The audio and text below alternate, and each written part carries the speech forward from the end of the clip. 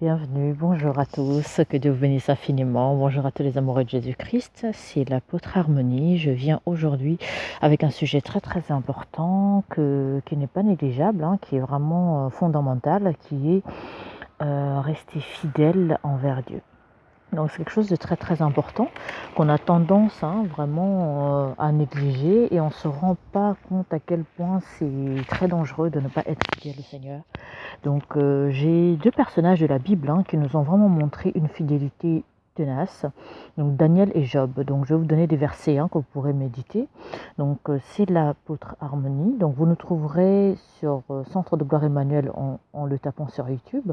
Et sur Facebook, vous avez l'apôtre Olivier Cambola officiel, vous avez aussi l'apôtre Harmonie, donc vous pourrez trouver tous les enseignements, tous les contenus pour vous édifier, pour vous fortifier. Que Dieu vous bénisse infiniment. Donc Daniel 6, 17, Daniel 6, 25, vous avez aussi Job 1, chapitre 1 à 22. Surtout, ce passage-là de Job, j'aime beaucoup parce que c'est vraiment un des passages très, ça nous montre vraiment, ça nous enseigne sur une fidélité infaillible. Donc malgré tout ce qui s'est passé, donc il a continué à rester ferme, il n'a pas failli, il n'a pas changé sa volonté, il n'a pas changé son opinion, il est resté fidèle, quoi qu'il arrive envers Dieu. Il a aimé Dieu de tout son cœur, il est resté ferme, il est resté déterminé, quoi qu'il arrive. Est-ce que toi, tu fais partie de ces personnes-là qui restent fidèles à Dieu, quoi qu'il arrive? Job avait tout perdu. La plupart le même jour, mais il a continué à aimer Dieu, à rester fidèle. Daniel, on l'a mis dans la fosse lion, même quand la mort frappait à sa porte. Il est resté fidèle à Dieu.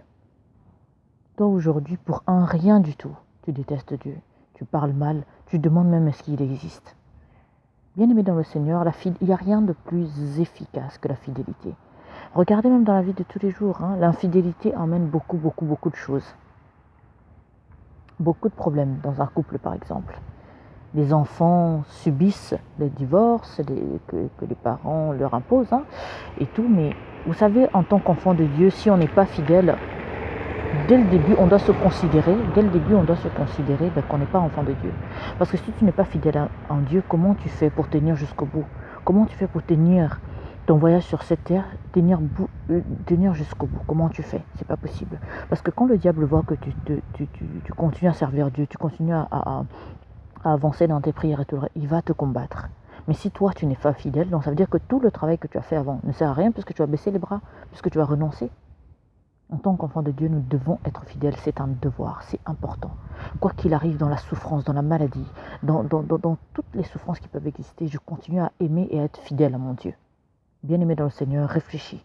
Prends le temps de te poser, de réfléchir. Est-ce que je suis fidèle à Dieu? Est-ce que si un problème se présente aujourd'hui, je continuerai à l'aimer, à lui être fidèle? Est-ce que je murmurerai contre lui ou non?